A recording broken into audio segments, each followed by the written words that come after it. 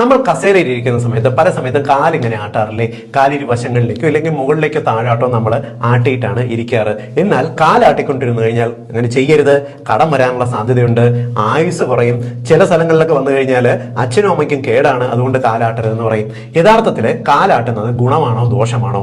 യഥാർത്ഥത്തിൽ ഗുണമാണ്. കാരണം കാലുകൾ നമ്മൾ ചലിപ്പിച്ചുകൊണ്ടിരിക്കുന്ന സമയത്ത് നമ്മൾ വെറുതെ ഇരിക്കുന്നതിനേക്കാൾ നമ്മുടെ കാലുകൾക്ക് ചെറിയ തരത്തിലുള്ള ഒരു എക്സസൈസ് നൽകുകയാണ് ചെയ്യുന്നത്. അതുകൊണ്ട് സംഭവിക്കുന്ന ഗുണം എന്താണെന്നറിയാമോ? നമ്മുടെ കാലിലെ മസിലുകൾക്ക്, പ്രത്യേകിച്ച് കാഫ് മസിലുകൾക്കോ കാലിലെ ലാറ്ററൽ മസിൽസിനോ ഇല്ലെങ്കിൽ നമ്മുടെ കാലിലുള്ള ഹാംസ്ട്രിങ്സിനോ എല്ലാം തന്നെ ചെറിയ തരത്തിലുള്ള ഒരു വ്യായാമം കിട്ടുകയും നമ്മുടെ മെറ്റബോളിസം എപ്പോഴും ഒന്ന് ആക്റ്റീവ് ആയിരിക്കാൻ സഹായിക്കുകയും ചെയ്യും. മാത്രമല്ല പലപ്പോഴും നമ്മൾ കൂടുതൽ വിജിലന്റ് ആയിട്ട് നിൽക്കുന്നതിന് സഹായിക്കുകയും ചെയ്യും. പലപ്പോഴും കാല് അനക്കാതെ വെച്ചുകൊണ്ടിരുന്നാൽ കാലിൽ നീര് വരുന്ന പ്രോബ്ലം ഉണ്ടാവും. കാലിൽ ചെറിയ രക്തക്കുഴൽ ബ്ലോക്ക് ഉള്ളവർക്ക് പലപ്പോഴും കാലിനകത്ത് ഇറിറ്റേഷൻ ഉണ്ടാകുന്നതിനോ ഈ ബ്ലോക്കുകൾ കൂടുന്നതിനെല്ലാം കാരണമാകും. എന്നാൽ കാലെപ്പോഴും അനക്കിക്കൊണ്ടിരിക്കുന്നവർക്ക് കാലിലെ സർക്കുലേഷൻ, മുകളിലേക്കുള്ള സർക്കുലേഷൻ വളരെ എഫക്റ്റീവായിട്ട് നടക്കുന്നതിനും നമ്മുടെ ശരീരത്തിലെ ഇൻസുലിൻ മെറ്റബോളിസം പോലുള്ള പ്രോബ്ലംസ് കൺട്രോൾ ചെയ്യുന്നതിനും പ്രമേഹം പോലുള്ള അവസ്ഥകൾ കൂടുതൽ നിയന്ത്രണത്തിൽ വരുന്നതിനുമാണ് സഹായിക്കുന്നത്. അതുകൊണ്ട് നമ്മൾ വെറുതെ ഇരിക്കുന്ന സമയത്ത് വെറുതെ അനക്കാതെ കാല് വെക്കുന്നതിനേക്കാൾ നമുക്കൊരു 4 ഇരട്ടി എഫക്റ്റീവും ഗുണകരവുമാണ് ശരീരത്തിന് കാല് അനക്കിക്കൊണ്ടിരിക്കുന്നത്. അതുകൊണ്ട്